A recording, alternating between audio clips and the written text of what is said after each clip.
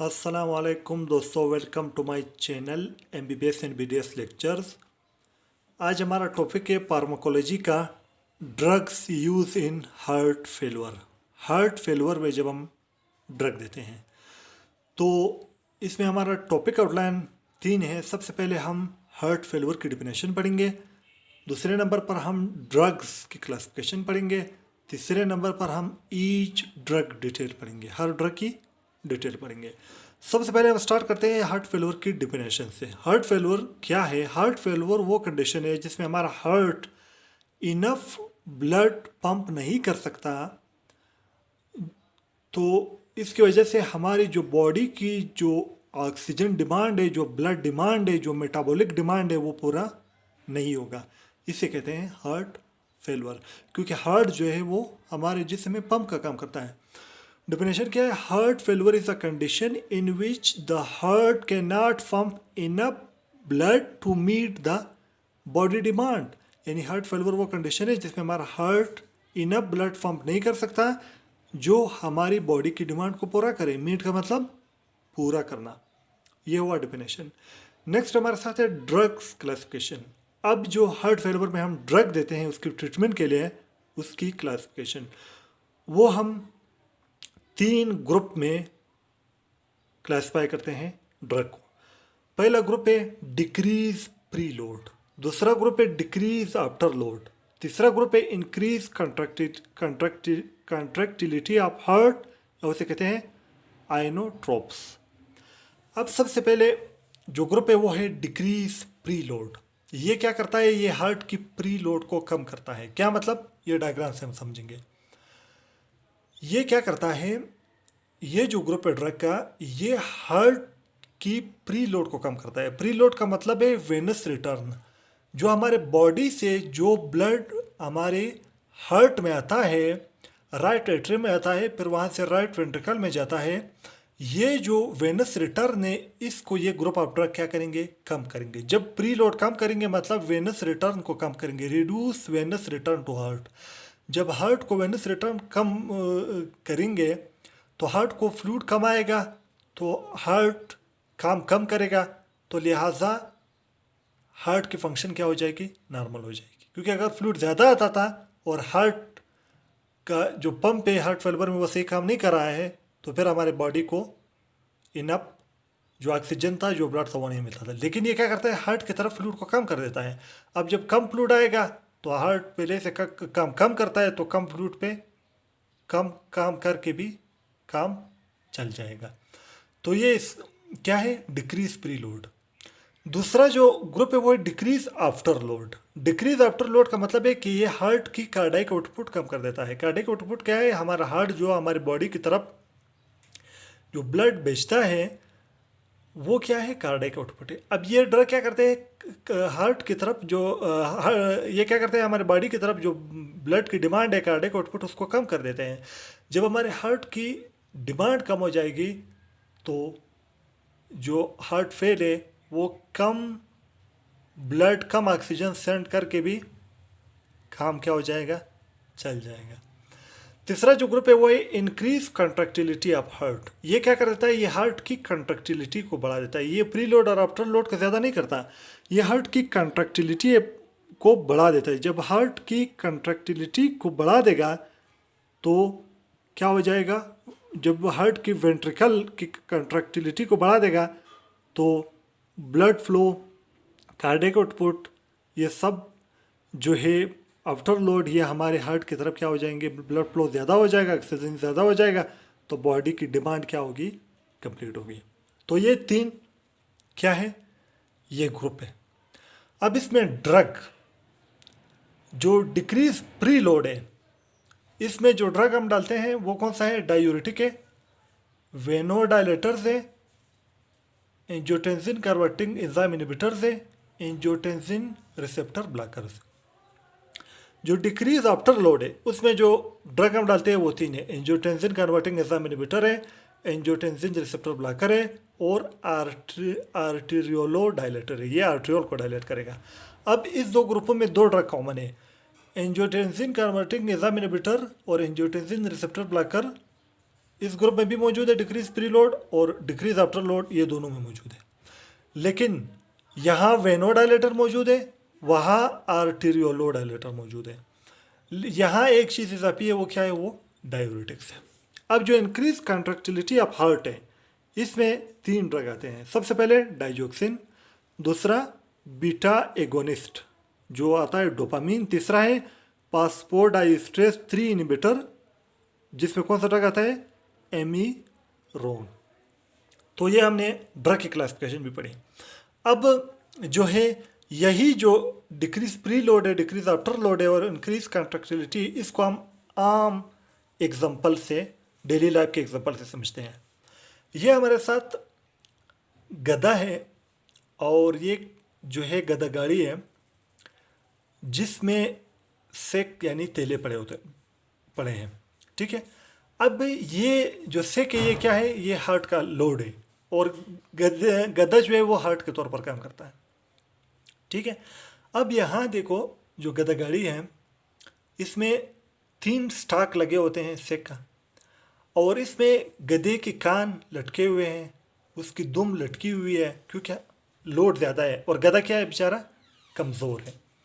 लेकिन यही गधे पर अगर हम लोड कम करें, जो प्री लोड का एग्जांपल क्या है, इसी गधे पर जो दिल के तौर पर काम करता है, इस पर अगर हम लोड कम करें, नंबर ऑफ सेक हम कम करें, तो इस गधे के कान क्या हो जाते हैं, खड़े हो जाते हैं, इसकी दुम खड़ी हो जाती है और इसका भागना क्या हो जाता है, ज़्यादा हो जाता है। ये बिल्कुल एक्टिव हो जाता है। क्यों? क्योंकि अभी इस पर लोड कम हुआ। तो यही हमारा जो हार्ट फेलियर है, ये क्या है, जो फेल हार्ट है वो एक कमज़ोर गधे की तरह है। इस पर लोड ज़्यादा हो तो इसके कान लटके होंगे, इसकी दुम लटकी होंगी, लेकिन अगर इस पर लोड कम करें तो ये चुस्त हो जाएगा, इसके कान खड़े हो जाएंगे, इसके दुम खड़े हो जाएंगे और उसकी जो फंक्शन है वो क्या हो जाएगी, नॉर्मल हो जाएगी।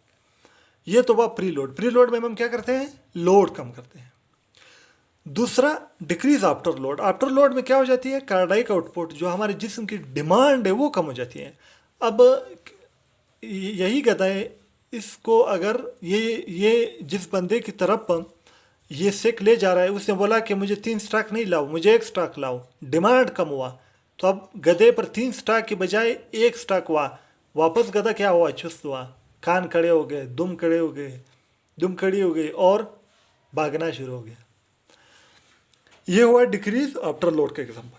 तीसरा इंक्रीज कॉन्ट्रैक्टिलिटी का एग्जांपल किस तरह है, यही गधा है, इसके वही 3 स्टाक है, लोड कम ज़्यादा नहीं हुआ है, डिमांड कम ज़्यादा नहीं हुआ है, हमने गधे को चुस्त कर दिया। किस तरह चुस्त कर दिया, हमने गधे को कैरेट गाजर हमने गधे को दिखाया।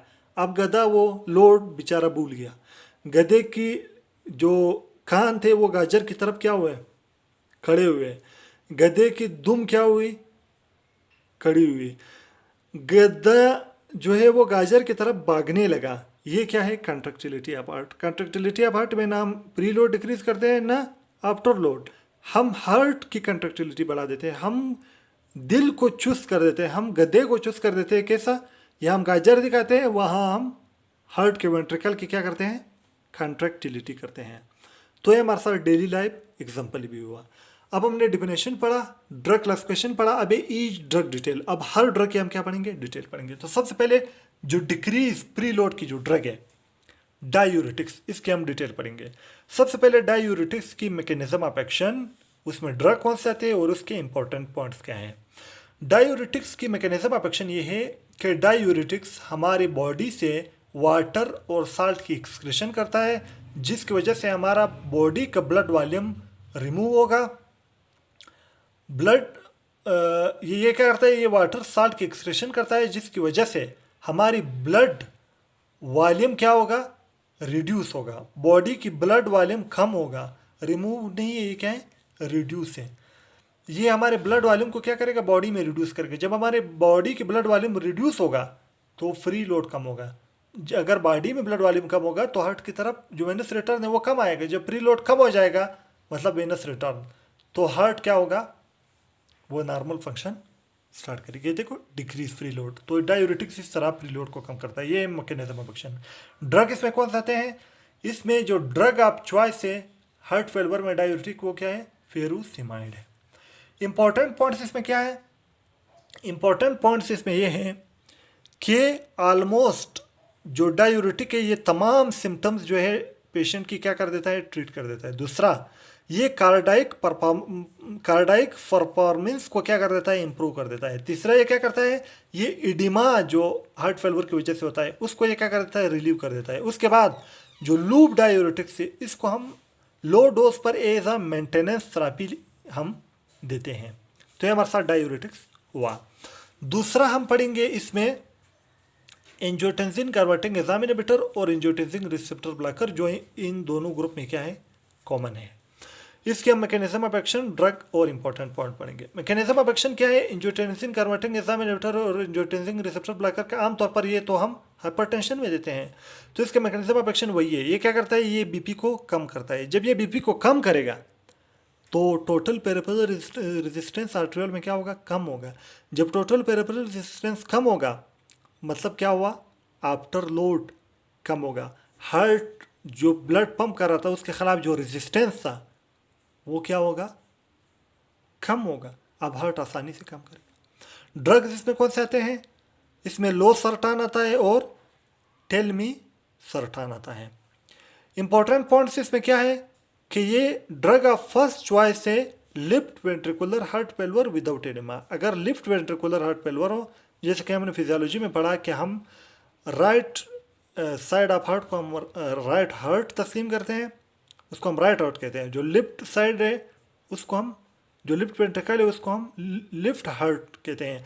अगर लेफ्ट वेंट्रिकुलर हार्ट फेलियर हो उस लेकिन विदाउट एडिमा हो तो उसमें ड्रग ऑफ फर्स्ट चॉइस हम क्या देते हैं, angiotensin converting enzyme inhibitor and angiotensin receptor blocker हम देते हैं।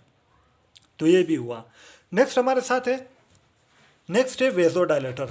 अब डायूरेटिक हमने पढ़ा, angiotensin converting enzyme receptor, angiotensin receptor blocker और एंजियोटेंसिन कन्वर्टिंग एंजाइम इनहिबिटर, ये हमने पढ़ा। अब हमारे साथ दो रह गए, वेनोडायलेटर और आर्टियोलोडायलेटर। इसको हम मिलके क्या कहते हैं, वेजोडायलेटर। अब इसकी हम मैकेनिज्म ऑफ एक्शन पढ़ेंगे, ड्रग पढ़ेंगे और इसकी इंपॉर्टेंट पॉइंट। वेजोडायलेटर में हमारे साथ वेनोडायलेटर रहते हैं वीडी और आर्टियोलोडायलेटर रहते हैं। इसकी मैकेनिज्म ऑफ एक्शन हम अलग अलग पढ़ेंगे। वेनोडायलेटर, इसके मैकेनिज्म ऑफ एक्शन क्या है, जब ये वेन को डायलेट करेगा, जब वेन डायलेट हो जाएंगे तो वेन पर प्रेशर क्या होगा, कम होगा। तो वेन जब डायलेट होगा तो वेन के अंदर जो ब्लड है उस पर प्रेशर कम होगा, तो वेनस रिटर्न क्या होगा, कम होगा। हार्ट की तरफ कम ब्लड आएगा तो उसकी वजह से फ्री लोड कम होगा। तो जब फ्री लोड कम होगा तो हार्ट नॉर्मल फंक्शन स्टार्ट करेगा। आर्टियोलोडायलेटर का मैकेनिज्म ऑफ एक्शन क्या है, ये आर्टेरियोल को डायलेट करेगा। जब ये आर्टेरियोल को डायलेट करेगा तो टोटल पेरिफेरल रेजिस्टेंस कम होगा। जब टोटल पेरिफेरल रेजिस्टेंस कम होगा तो आफ्टर लोड कम होगा। हार्ट आसानी से ब्लड को क्या करेगा, पंप करेगा। क्यों, अभी हार्ट के खिलाफ रेजिस्टेंस नहीं है। तो ये वेनोडायलेटर और आर्टियोलोडायलेटर के मैकेनिज्म ऑफ एक्शन हुआ। ड्रग इसमें कौन सा आता है, इसमें हाइड्रोलाजीन आता है और आइसोसोर्बाइड आता है।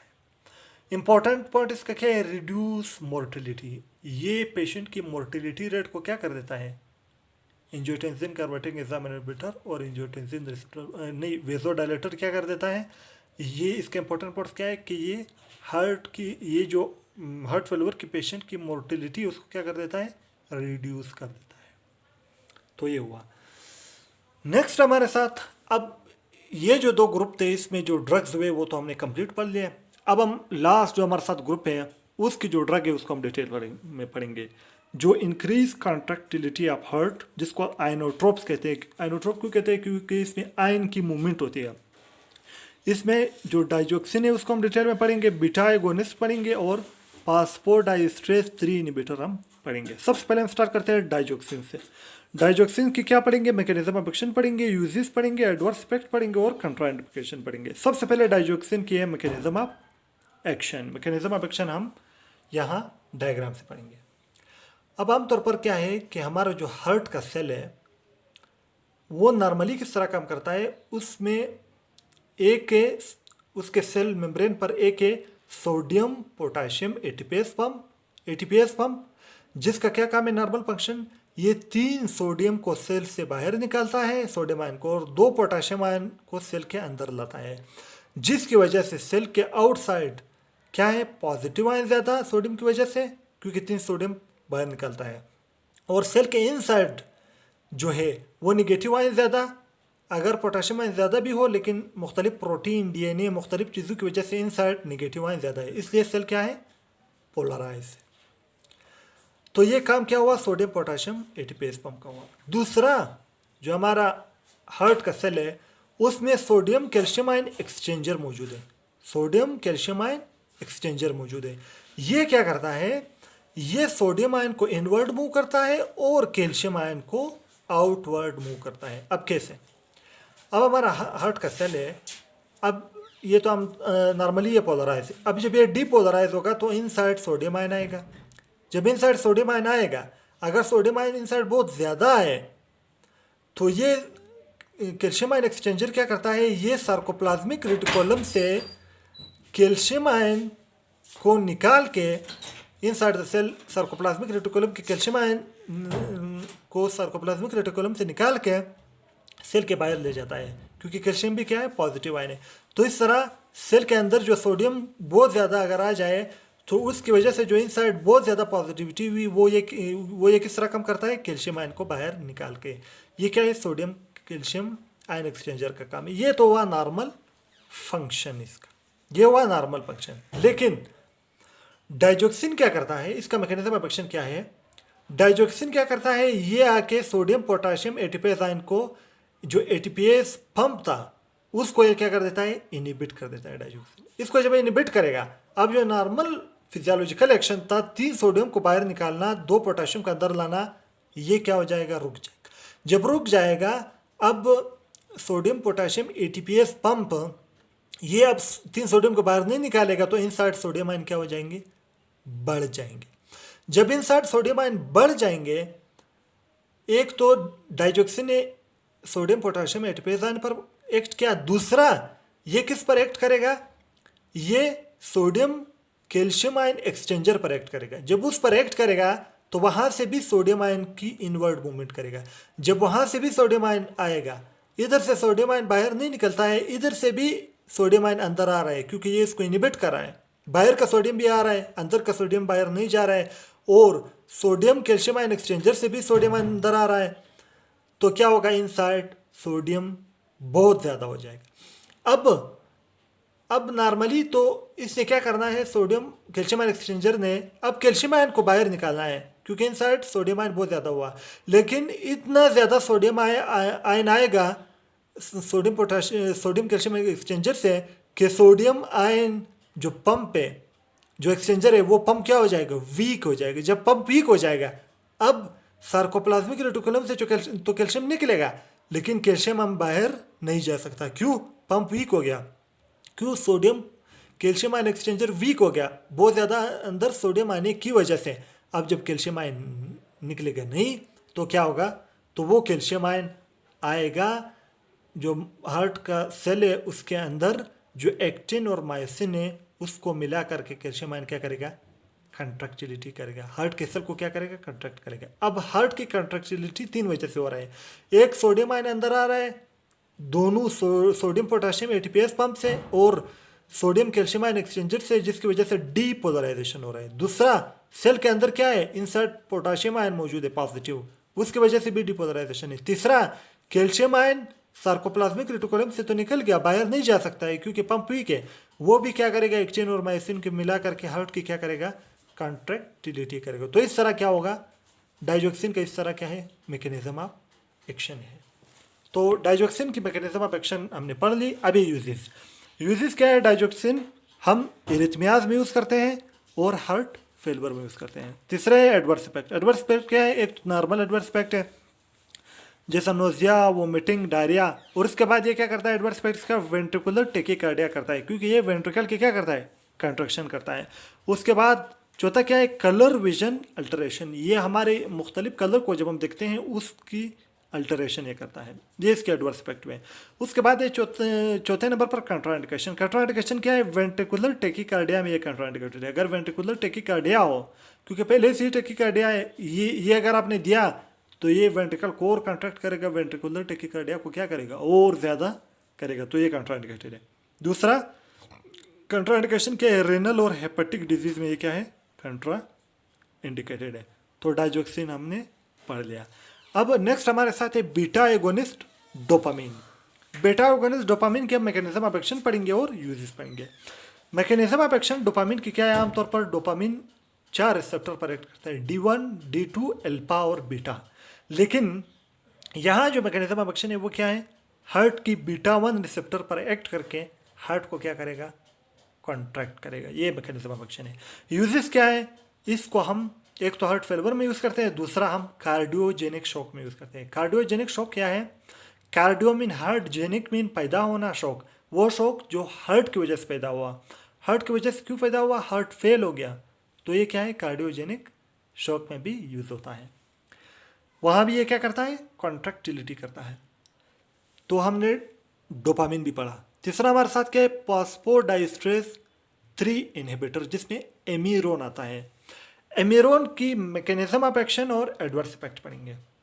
एमीरोन की मैकेनिज्म ऑफ एक्शन क्या है, ये 2 काम करता है। एक, ये सेल के अंदर साइक्लिक, हार्ट सेल के अंदर साइक्लिक एमपी को बढ़ा देता है और कैल्शियम आयन को बढ़ा देता है, जिसकी वजह से कैल्शियम आयन एक्टिनोमाइसिन को मिला करके क्या करेगा, हार्ट को कंट्रैक्ट करेगा, और साइक्लिक एमपी भी क्या करेगा, हार्ट को कंट्रैक्ट करेगा। दूसरा ये क्या करता है, ये वेजोडाइलेशन करता है।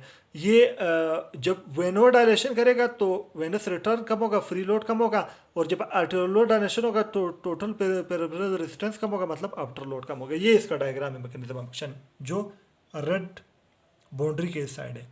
ये क्या करता है, हार्ट के सेल की साइक्लिक एमपी को बढ़ा देता है, जिसकी वजह से हार्ट का सेल कंट्रैक्ट होगा। दूसरा, सेल के अंदर इंट्रासेलुलर कैल्शियम आयन बढ़ा देगा, जिसकी वजह से एक्टिन और मायोसिन को कैल्शियम आयन मिला करके हार्ट की कंट्रैक्टिलिटी करेगा।